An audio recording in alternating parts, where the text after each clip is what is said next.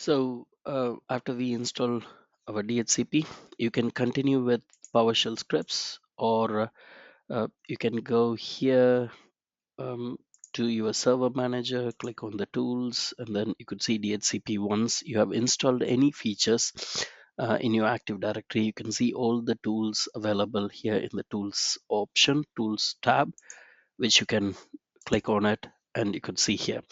It's a pretty much straightforward options for you to do. So you can go into IPv4 if you want to give a IPv6 IP address as well. Yes, you can do it. So right click on IPv4, we are going to create a new scope. So click next, give a name for the scope. So I would say DHCP Windows, um, and then next, give an IP address to start. I would say 1.20, and then 192.168. The end IP address is 29. 9 IP addresses I'm going to give. So what is your subnet mask? It is /24, which is 255.255.255.0. I go next. If you need anything to exclude, then you can give it here. So let's say that if I'm going to give the full block of IP address, let's say 192.168.1.1 until 192.168.1.254, then I need 192.168.1.1 to my server, and that should not be assigned to someone else, right? So I have a printer and I want an IP address for the printer. I don't want that IP address to be assigned to any of my DHCP.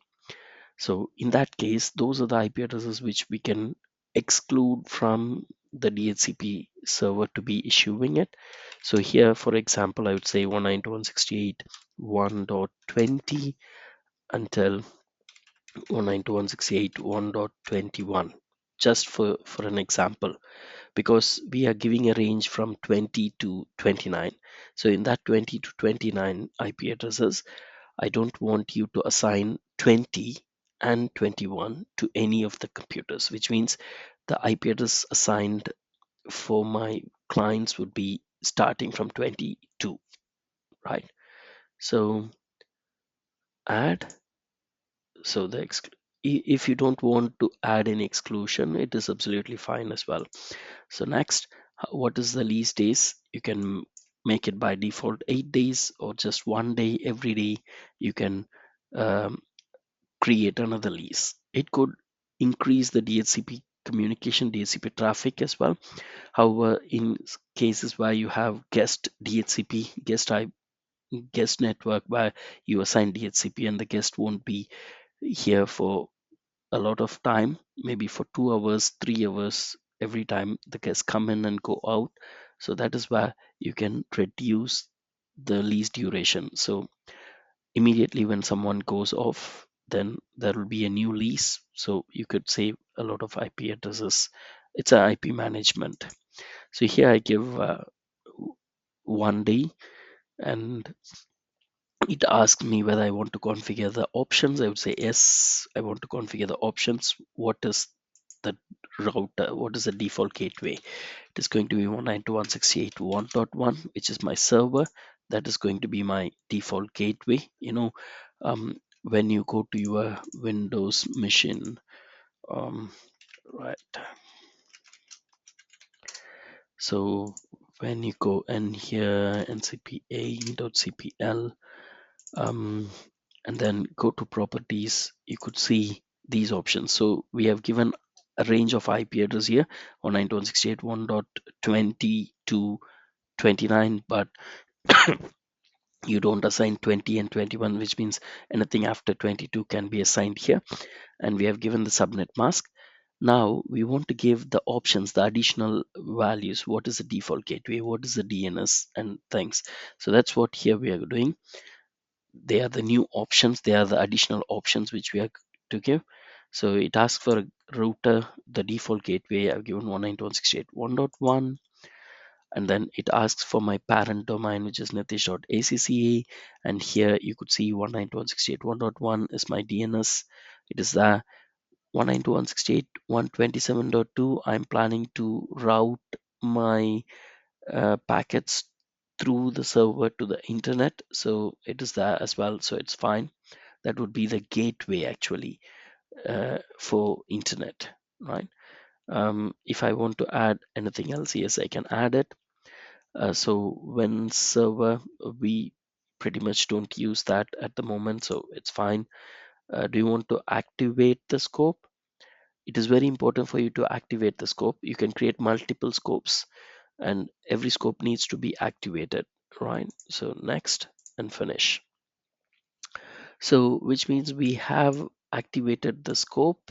If you can right click, you could see that you have deactivate option, which means your scope is activated.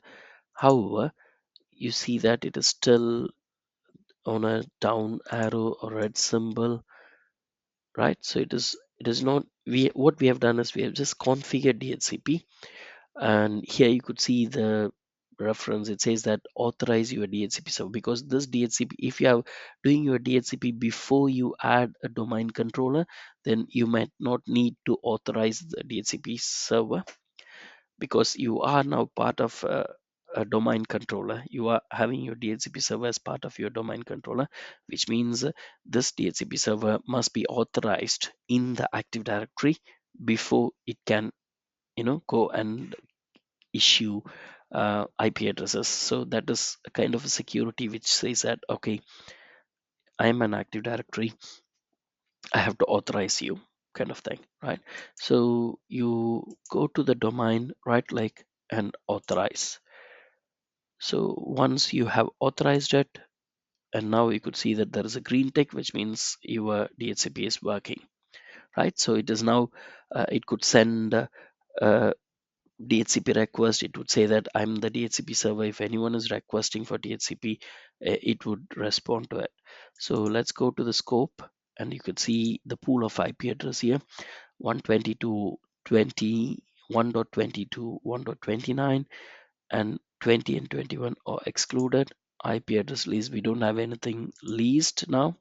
We haven't have any reservations. We have the router, we have the DNS servers, we have our domain names. All these informations are here, right? Let's go back to our Windows, and here let's say that, can you please go and obtain your DHCP?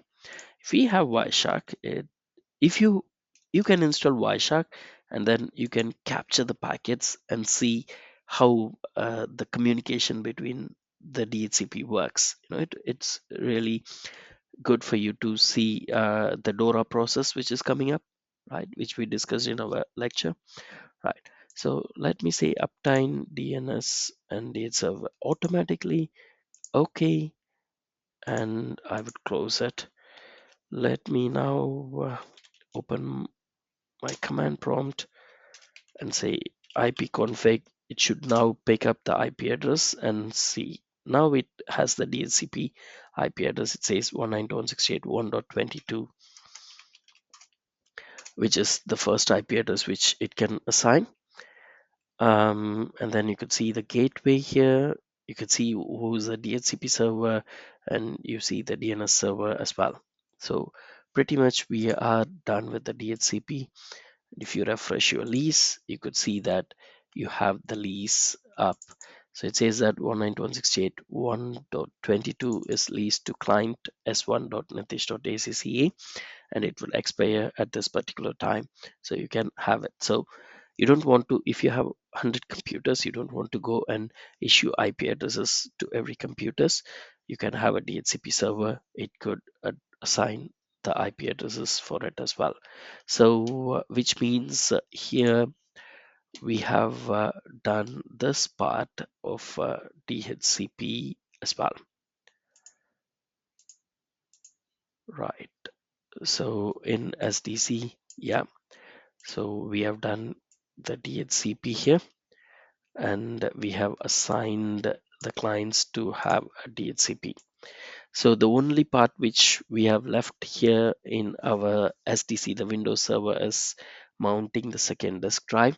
I think that is one of the simple tasks, and you can mount on your own. If not, during the tutorials, you can come back to me, ask any clarifications you need. So pretty much we are done with all the configurations in our SDC. So let's go here. So here we will configure the DHCP options in our Linux machine as well. So you can do it in multiple ways. One way of doing it is you can create a new scope here, and then you can relay the DHCP to the other network. So you make this as a DHCP server, one DHCP server, and then you relay the DHCP to this server, and this client can get the DHCP. So that's one option you can work around. Okay. um, it's a best practice to do. However, if you think, oh, I will keep it simple, I will just configure DHCP in my Debian server, yeah, it is absolutely fine. So it's always the difference between the good work, the the excellent work, and the exceptional work as well, right? Okay, so we will look at configuring DHCP in our Debian in our next video.